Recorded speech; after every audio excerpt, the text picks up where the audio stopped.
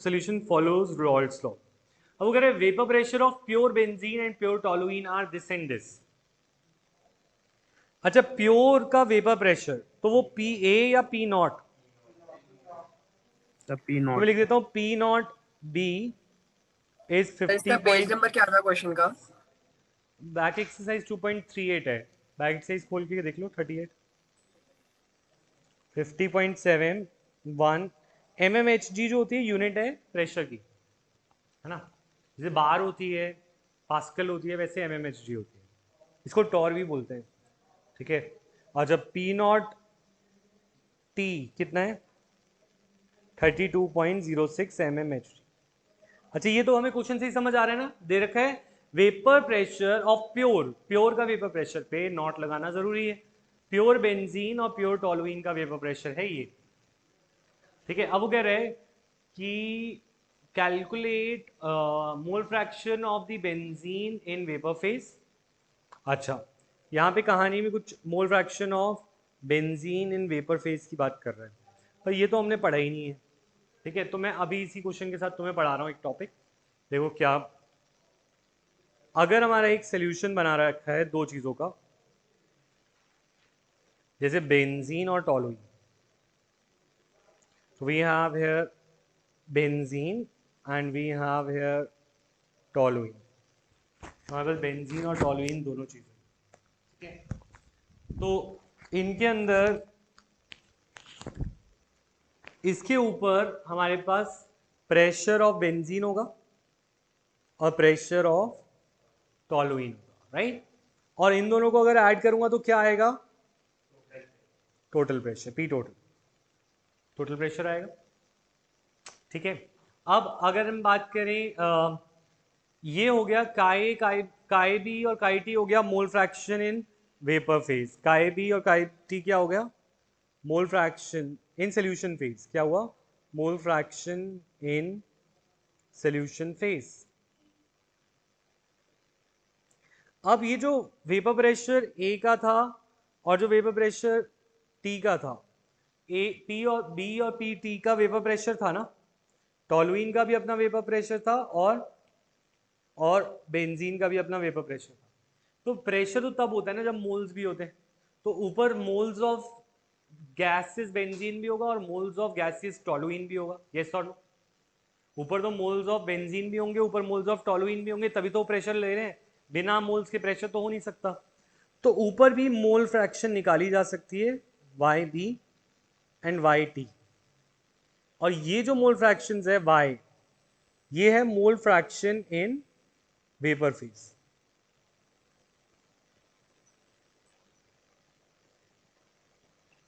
अच्छा, मेरी बात सुनो. नीचे जो सल्यूट से और सॉल्वेंट है, सल्यूट और सॉल्वेंट, कोई भी सल्यूट हो सकता है, कोई भी सॉल्वेंट, वो एक्वस स्टेट में. कौन सी स्टेट में? एक्वस. उनका मोल फ्रैक्शन निकल सकता है, पर वो मोल फ्रैक्शन निकलेगा कब? In solution phase.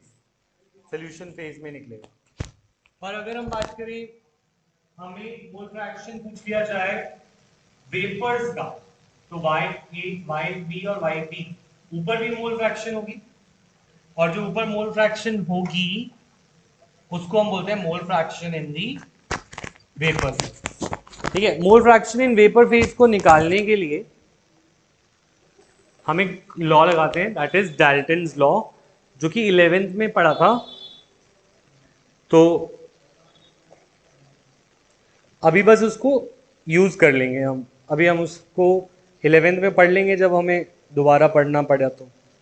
Dalton's law, इसमें अगर तुम्हें mole to find, if you need to find vapour phase composition, अगर तुम्हें y को निकालना है तो तुम्हें डाल्टन लॉ लगाना है. और डाल्टन लॉ कोई मुश्किल नहीं है. It is this: PA is equal to YA into P total and PB is equal to YB into P total.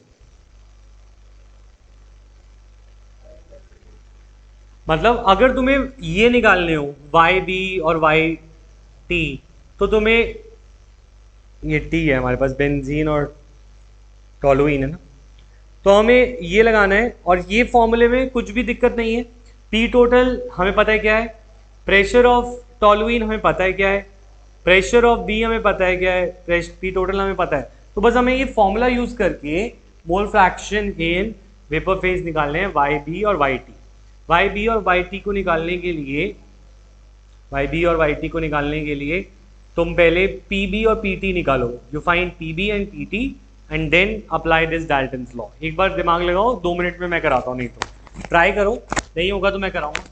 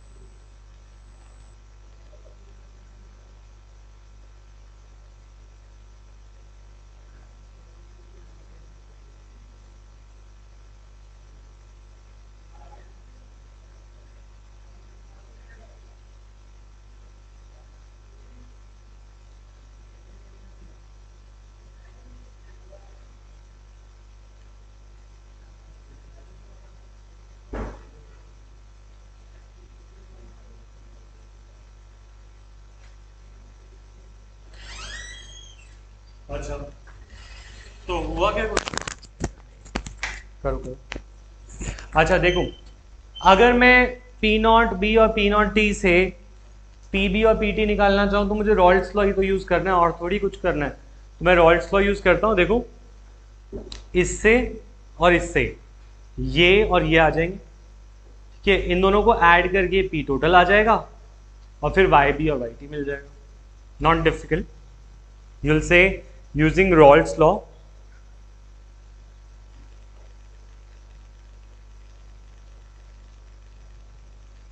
PB is equal to P naught B into chi B, ठीक है। अब बात ये है कि मेरे को chi B कैसे मिलेगा। chi B के लिए मेरे को यहाँ पे दे रखे हैं बेंजीन का मास और टॉलुइन का मास। तो मेरे पास मास ऑफ बेंजीन है 80 ग्राम्स, तो मोल्स ऑफ बेंजीन आएंगे 80 डिवाइड बाय बेंजीन का मोलर मास कितना है, हाँ, So 70. C6H6 मोलर मास है 78 और टॉलुइन का मोलर मास कितना है, 85. 85 आ रहा है। CH3 ऐड हो जाएगा. C6H5 CH3 का मास पूछ रहा हूँ, तो दैट इज 85। ये मोलर मास आ गए। ग्राम पर मोल, ग्राम पर मोल। ठीक है, अब मोल्स ऑफ बेंजीन आएंगे, given mass of benzene 80 grams divide by it's molar mass. और मोल्स ऑफ टोलुइन कैसे आएंगे, 100 divide by 85।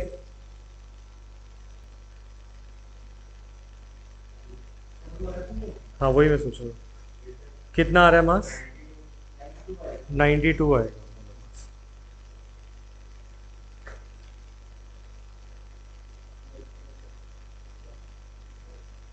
Molar mass of toluene is 92। ठीक है, टोलुइन क्या होता है, अगर तुम भूल रहे हो तो ये हमने ऑर्गेनिक में पढ़ा हुआ है, टोलुइन इज दिस। तो इसका निकालने के लिए तुम C6H6 की जगह C6H5 प्लस C और H3, तो 12 प्लस 5 इज 30, 12 प्लस 3 15, 15 ऐड करना था 77 में। ठीक है, तो आई गेट 92। तो मोल्स कितने आए निकाले, 1.08 मोल्स इसके आए, और इसका 1.02, और इसका 1.08, नहीं इसके तो और, अच्छा 1.08। ठीक है, तो moles of B and moles of T आ गए। तो इससे मैं मोल फ्रैक्शन ऑफ बी निकालना चाहूँ तो निकाल सकता हूँ, moles of B plus moles of B plus moles of T. ठीक है, तो it will come out to be 1.02 divide by 1.02 plus 1.08, तो it will be 1.02 plus 2.1 mole fraction आ जाएगी। ठीक है, अब मोल फ्रैक्शन ऑफ बेंजीन आने के बाद मोल फ्रैक्शन ऑफ टोलुइन निकालने के लिए सिमिलर मेथड नहीं करेंगे हम, मोल फ्रैक्शन ऑफ टी निकालने के लिए 1 minus mole fraction of B कर देंगे। कितनी आई है mole fraction of B, calculate करिए किसी ने। अच्छा ठीक है, तो अब हमारे पास दोनों की मोल फ्रैक्शन निकालने के बाद कैलकुलेटर का इस्तेमाल करें, इसकी वैल्यू चाहिए ना मुझे, 0.48, तो ये हो जाएगी 1 माइनस 0.48 0.52। ठीक है, मोल फ्रैक्शन ऑफ बेंजीन और टोलुइन आ गई। तो अब मैं रॉल्स लॉ को यूज करते हुए PB is equal to 0.48 into P0B कितना था, 50.71। मैंने लगाया यहाँ पर PB is equal to KB into P0B, ये लगाया। ठीक है, और फिर इसी तरीके से pressure of toluene will be mole fraction of toluene into its vapour pressure in pure component 32.06। तो कितना आया ये दोनों का वो वेपर प्रेशर, निकालते हैं, कैलकुलेट करें। 24.34। ठीक है,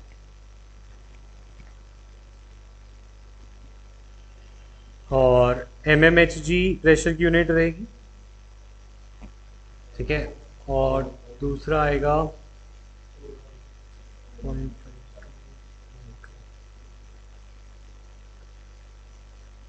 तो ये आ रहा है 16.67 mmHg। अभी तक बस हमने रॉल्स लॉ लगाया है और मोल फ्रैक्शन निकाली थी, उसके बाद रॉल्स लॉ लगाया है। तो यू टेल मी, यहां तक कहानी क्लियर है, येस और नो एवरीवन? अब क्वेश्चन कंप्लीट नहीं हुआ क्योंकि मोल फ्रैक्शन इन वेपर फेज पूछ रहा है, यानी वो YB और YT पूछ रहा है। तो इसके बाद तुम P टोटल निकाल लोगे। P टोटल आएगा 24.34 प्लस 16.67, ऐड करो। हम इसमें से फॉर्मूला लगाएंगे, ये डाल्टन लॉ, और डाल्टन लॉ के according by PCA is equal to YE into P total. तो PA कितना आएगा, PA था हमारा PD, तो PP was 16.67 टोटल कितना है 40.01 41.01